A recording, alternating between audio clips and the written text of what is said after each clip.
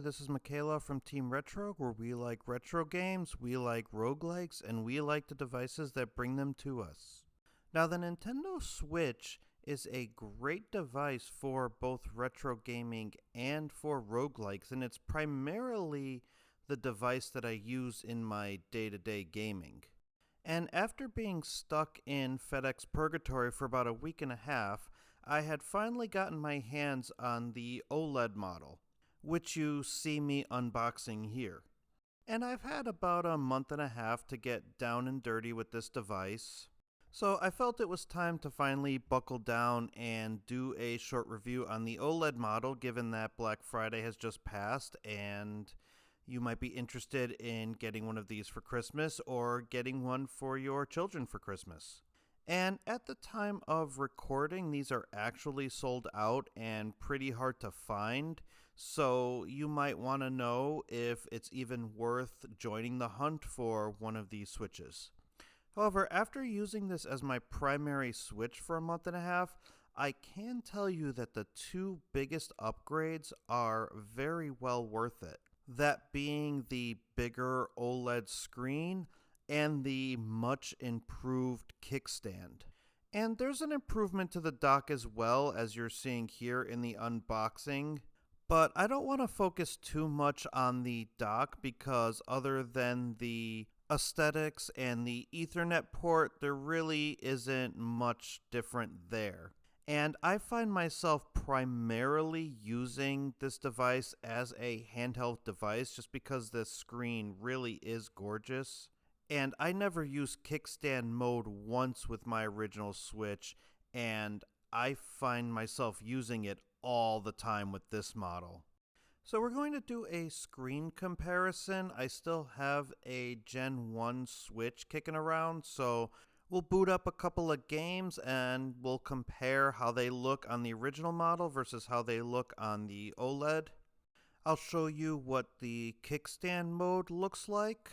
I'll showcase some retro games and roguelikes just to show you how they look on this particular system, and I'm going to focus on ones that I strongly recommend that you play.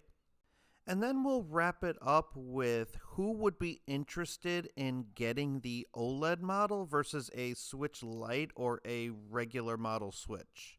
Now, because I am a dum-dum and forgot to turn on the microphone while recording the gameplay footage, I actually have some great footage and no sound. However, I listen to a podcast called the Steam Machine Podcast. My friend Icebrand Studios is sometimes on this podcast. But I also joined their Discord, and I've also been talking to the head of the podcast, whose name is Dalton, and he does some great musical numbers under the name Nile the Nightmare. So I asked if I could showcase one of his songs on this video, and he agreed. So we're going to use his sick beats as the backdrop for the gameplay footage. And I'm also going to throw a link in the description to the Steam Machine podcast because it really is great listening to Dalton, Willie, and the other co-hosts talk about the various Steam games that they are playing. It really is a great podcast, and Dalton himself has a magical voice, and it is definitely worth a listen.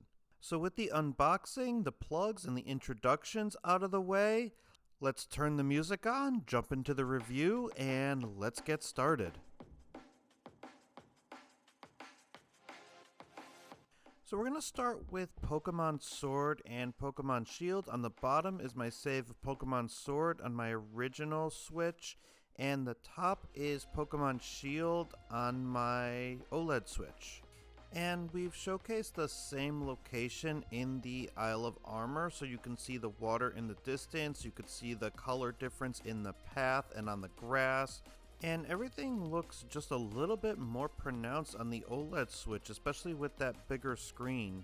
Even the bridge in the background looks just a little bit darker. I know it's a little hard to see because Lenny the Dragon Knight's derpy head is in the way, but the colors just look a little bit more pronounced and a little less washed out on the OLED screen.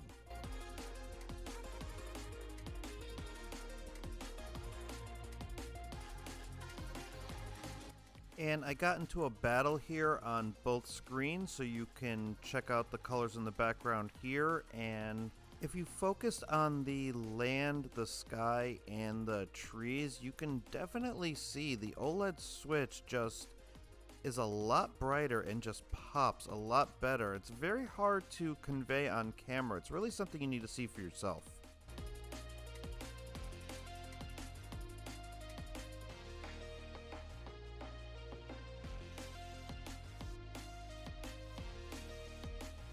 Here is Monster Hunter Rise. We're going to start just by looking at the title screen, and you're probably going to notice the biggest difference is if you look at the makeup on the quest giver's face and on the fire building in the background. I don't know what to call that building, anything but a fire building. It just literally exists to be on fire all the time.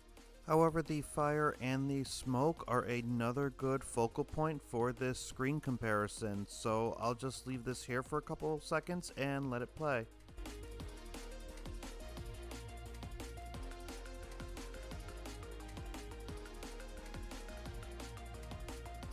And here's a comparison of Pokemon Brilliant Diamond. Focus on the floor tiles as well as the colors on the roof for this comparison. To me, things seem a little bit more washed out on the original Switch model now that I've had time to spend with the OLED model. And it's not a problem you will have until you lay eyes on the OLED model. If you never see an OLED model screen in person, you will actually still be perfectly happy with your regular Switch. But once you've played on an OLED, it's really hard to go back. And that'll do it for the screen comparison. Before we talk about the kickstand, I just want to showcase some retro games and some roguelikes that look really good on the OLED. So enjoy this game footage and enjoy the music.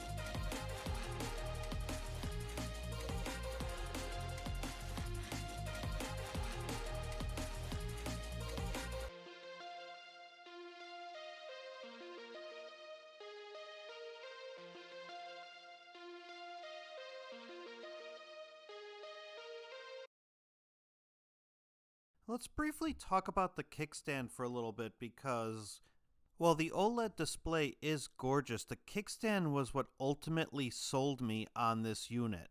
And unlike the base model that just had a tiny one-line kickstand, this is hinged on both ends of the device, and you can pretty much set your viewing angle to whatever you want it to be. And then you're more than welcome to pick up your controller and just play with this propped up on your desk or your table. And this was a mode I never played on the Switch at all in all the years that I've owned one. And I know I've said this a bunch in my videos, but I use Kickstand Mode almost exclusively now. It really is the best way to enjoy this display, as well as still be able to use a Pro Controller or controller of your choice. So let's talk about who would ultimately be interested in getting the OLED model Switch versus any other model of Switch. If you play handheld and want the best screen possible, then this is absolutely 100% the model to get. Also, if you primarily play in kickstand mode on a desk or on a tray on an airplane, you're definitely going to want this model because of the upgraded kickstand.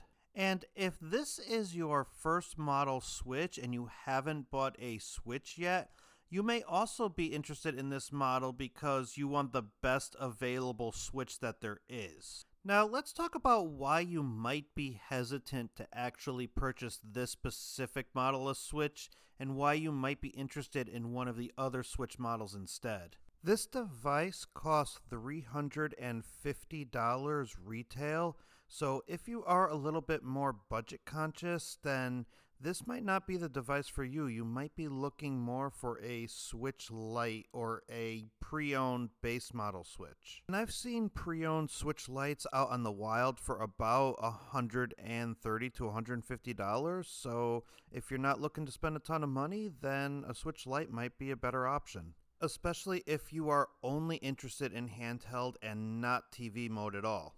Likewise, you may also own a Nintendo Switch and you may primarily play it in docked mode on your TV. In this case, the OLED model would not be a good upgrade for you because there's no change to the internals. The only change is to the OLED screen and to the kickstand, and if you're only playing docked on your TV, then neither of these changes are going to benefit you. And let's end this video with some footage of Metroid Dread because of all the games that I've tested, this game is the one that looks the most gorgeous on the OLED screen. But that'll do it for this video. Hopefully this video helps you in your decision to buy an OLED Switch, buy an earlier model Switch, or to not buy a Switch at all. But to wrap things up, this is a beautiful device to play retro games, roguelikes, as well as Switch games and ports. If you have any questions on the OLED model Switch, please feel free to let me know in the comments below. Again, a special thank you to Dalton/NowTheNightmare for letting me use his music in this video. I'll include a link to his music and his podcast in the description so that you can support him if you choose. Thank you so much for watching, and if this video was helpful to you in any way, please be sure to like and subscribe. Until next time, bye for now, and don't stop believing.